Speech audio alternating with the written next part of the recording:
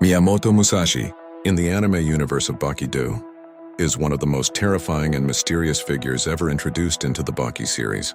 He appears in the storyline that continues after Baki, where the world's strongest fighters are forced to confront a warrior from another era. In this arc, Musashi is a cloned version of the legendary Japanese swordsman Miyamoto Musashi. Using preserved remains and advanced scientific methods, modern researchers successfully recreate his physical body. However, through a spiritual ritual, his original warrior soul is also brought back, meaning this is not just a copy, but the true fighting spirit of the historical Musashi reborn in the modern world. Historically, Musashi lived from 1584 to 1645 and became famous for winning over 60 duels without defeat. In Baki-Dou, his age in terms of physical condition reflects a man in his prime, appearing around his late 20s to early 30s, despite originating from the 17th century. Unlike modern fighters who rely on sports rules or martial arts systems, Musashi represents pure battlefield killing intent. His swordsmanship is so refined that even without a blade, he can cut opponents through imagination and killing aura alone. When armed with real katanas, he becomes almost unstoppable, overwhelming even the strongest characters in the series. His presence challenges the meaning of strength in the modern era. Is raw killing ability superior to sport-based martial arts? Can ancient combat philosophy dominate contemporary fighters? Through Musashi, the series explores the clash between tradition and modernity, instinct and discipline, life and death combat versus regulated competition. Miyamoto Musashi is not just another fighter. He is a living embodiment of war itself, dropped into a peaceful era that has forgotten what true combat once meant. For the second part of your video, we move from introduction to pure physical analysis. What makes Miyamoto Musashi such a terrifying physical specimen inside Baki-Dou? Physical characteristics and body analysis. Although no official height or weight is directly confirmed in the series, based on visual scaling next to characters like Baki Hanma and Yujiro Hanma, Musashi appears approximately height, around 180, 185 centimeter or 5'11", 6'1", foot tall. Weight, roughly 85-95 kg or 187-210 lbs. Build, dense, compact, battle-conditioned musculature. Not overly bulky, but extremely functional. His physique is not exaggerated like some modern fighters in Baki. Instead, it reflects a body forged through real combat. His shoulders are broad, but not inflated. His chest is thick without appearing bodybuilder-like. The most striking features are his forearms, traps, and grip structure, all heavily developed from lifelong swordsmanship. Forearm size and grip strength. Visually, Musashi's forearms are disproportionately thick compared to most characters except top-tier powerhouses. Based on proportion analysis, estimated forearm circumference 32-36 centimeters or 12.5 to 14 inches. Extremely dense flexor development. Prominent vascularity and tendon definition. This level of forearm density suggests decades of repetitive blade control, two-sword style mastery, and continuous impact conditioning. His grip strength is portrayed as monstrous. He controls katana strikes with minimal wasted movement, and even when unarmed, his hand positioning alone radiates lethal intent. Muscle composition and combat efficiency. Musashi's musculature is optimized for explosive hip rotation, rotational torque through the spine, wrist articulation and blade redirection, sudden forward burst speed. Unlike bodybuilders or even modern martial artists in the series, his muscle density looks compact and layered, similar to a lifelong manual laborer combined with an elite warrior. His traps and neck thickness suggest extreme resistance training from absorbing shock through blade collisions. Posture and skeletal structure. His posture is upright but relaxed, a predator's neutrality. His center of gravity sits slightly lower, suggesting strong glute and hamstring chain, advanced balance control, rooted stance stability. Even when standing casually, his presence feels like compressed violence. Bamboo swing scene analysis. In Baki-Dou and the corresponding manga, there is a scene where Musashi trains holding bamboo sticks instead of swords. After a full swing, the bamboo does not simply crack. It splits into multiple clean, evenly sized fragments. This detail is important. Bamboo is flexible and fibrous. Normally, if you swing a dry bamboo pole through the air, it will bend slightly from air resistance and internal stress. but it will not explode into pieces on its own. For it to fragment evenly after a swing, several extreme conditions must be met. What would be required physically? 1. Extremely high acceleration. The bamboo would need to reach a velocity where internal structural stress exceeds its tensile strength. If we assume bamboo length 90-100 cm, weight 400-700 grams, to cause structural self-fracture purely from acceleration and sudden deceleration at the end of the swing, the angular velocity would have to be extremely high. In practical physics terms, this suggests very explosive hip rotation, rapid shoulder acceleration, violent wrist snap at terminal phase. The tip speed could realistically need to exceed 30 of 40 ms equivalent motion, which is already beyond normal human casual swing speed. 2. Sudden stop, whip effect. More important than speed alone is the whip-like deceleration. If Musashi stops the swing abruptly at the end of the arc, the proximal end near the hand stops first. The distal end tip continues traveling. Internal shear force builds instantly. That internal shear stress can cause linear fragmentation along the fibers. To generate that kind of stop, his grip and forearm locking strength would need to absorb massive reactive torque instantly. That implies crushing grip well above 100 kilo force, wrist stabilization under violent torque, elbow and shoulder joint stability under explosive deceleration. 3. Structural overload through torque. Another factor is rotational torque. If he rotates his hips and spine explosively, the bamboo is not just moving forward, it is twisting microscopically during the swing. Combined, linear acceleration, rotational torque, abrupt halt. This creates internal stress concentration points, which can result in evenly distributed fracture segments, exactly how it's portrayed.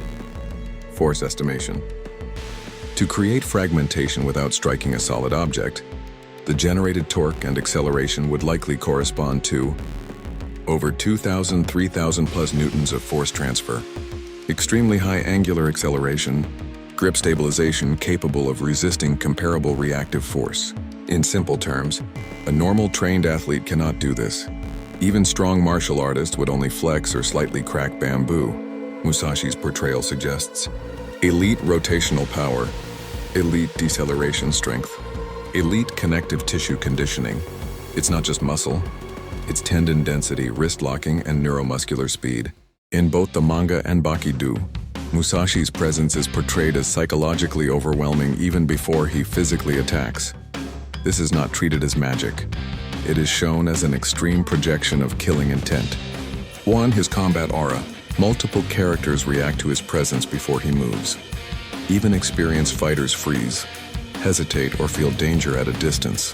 This aura is presented as constant readiness to kill, zero emotional hesitation, predatory focus, complete absence of sports mentality. Unlike modern fighters who switch into fight mode, Musashi is depicted as permanently in lethal mode. His nervous system operates as if every encounter is life or death. How characters experience it. Fighters describe feeling as if they are already targeted, sudden instinctive fear, body stiffness, heart rate spike. This suggests extreme nonverbal signaling, micro movements, eye fixation, subtle weight shifts, breath control. In combat psychology, humans detect threat from tiny cues. Musashi's lifetime of real duels likely refined these signals to a level where others subconsciously read him as immediate danger. Imaginary cutting, mental/phenomenon. One of the most discussed elements in the arc is his ability to cut opponents without physically swinging.